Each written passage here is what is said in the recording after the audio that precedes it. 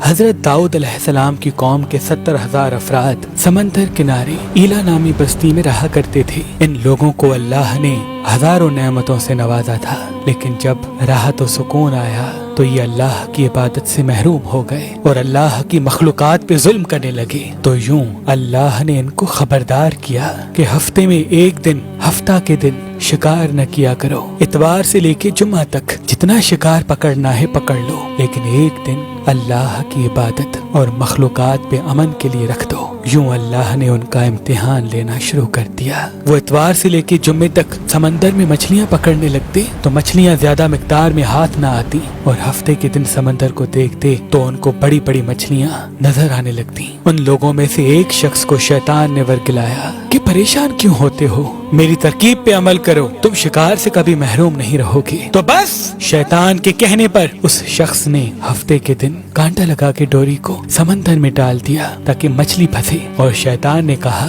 اس مچھلی کو تم اتوار کے دن نکالنا، اور یوں ہفتے کی حرمت بھی باقی رہے گی اور تمہارا شکار بھی ہو جائے گا۔ بس شیطان کی بتائی ہوئی ترکیب پہ ہفتے کے دن مچھلی پھنسی رہی اور وہ اتوار کے دن نکالتا اور خوشی سے کھاتا۔ جب آس پاس کے لوگوں نے پوچھا تو ان کو بھی یہ ترکیب بتانے لگا، اور یوں اس قوم کے کچھ لوگ ہفتے کے دن مچھلی پکڑنے کے لیے جال پھینکتے اور اتوار کے دن نکالتے، اور کچھ نے تو اس سمندر میں سے نالیاں بنا کے چھوٹے چھوٹے تالاب بنا دیے، کھڈے بنا دیے، تاکہ ہفتے کے دن جیسے ہی مچھلیاں یہاں سے گزریں تو ان تالاب میں پھنس جائیں اور ہم اتوار کو ان مچھلیوں کو نکال کے پکا کے کھائیں گے۔ اس گاؤں میں کچھ اللہ کے خاص بندے بھی موجود تھے جو کہنے لگے، اے لوگو، اللہ نے ہفتے کے دن شکار کرنے سے منع کی ہے۔ یہ جو تم جال پھینکتے ہو یا چھوٹے چھوٹے تالاب بناتے ہو، ان میں ہفتے کے دن اگر مچھلی پھنستی ہے تو یہ شکار ہفتے کے دن کا ہوگا۔ اللہ کے عذاب سے ڈرو، اللہ کی نافرمانی نہ کرو۔ وہ لوگ ان لوگوں کا مذاق اڑانے لگے کہ ہماری جو مرضی ہوگی ہم وہ کریں گے۔ اب ان بستی میں 3 گروہ بن گئے۔ ایک ان 70,000 میں وہ لوگ تھے جو ان نافرمان لوگوں کی بار بار اصلاح کرتے،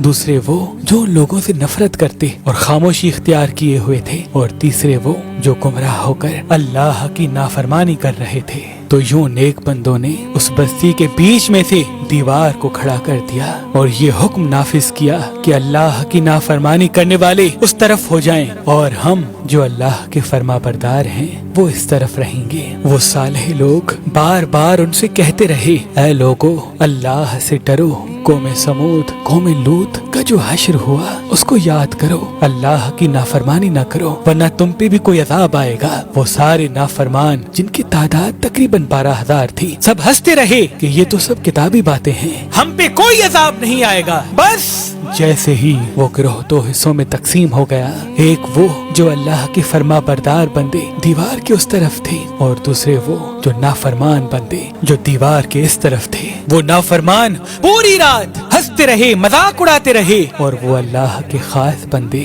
دیوار کے اس طرف اللہ سے معافی مانگنے لگے۔ بس جیسے ہی صبح ہوئی، وہ نیک صالح انسان اٹھے، انہوں نے محسوس کیا کہ دیوار کے اس طرف سے کسی انسان کی آواز نہیں آ رہی۔ جیسے ہی دیوار کی اس طرف چڑھ کے دیکھنے لگے کہ سارے کے سارے وہ لوگ بندر کی شکل میں تبدیل ہو چکے تھے اور بندروں کی حرکت کو انجام دے رہے تھے۔ وہ جو صالح لوگ دیوار سے ان بندروں کو دیکھنے لگے، ان صالح لوگوں میں سے جو ان کے رشتہ دار تھے، انہوں نے ان بندروں کے کپڑوں سے اپنے اپنے رشتہ داروں کو پہچانا اور چیخ کے رونے لگے، اللہ سے معافی مانگنے لگے۔ لیکن اللہ کا عذاب جب آتا ہے تو وہ ہو کے رہتا ہے۔ وہ 12,000 لوگ جو بندر بن چکے تھے کچھ بھی کھا پی نہیں سک رہے تھے، اور یوں 3 دن بعد وہ اس عذاب میں آ کر فنار ہو گئے۔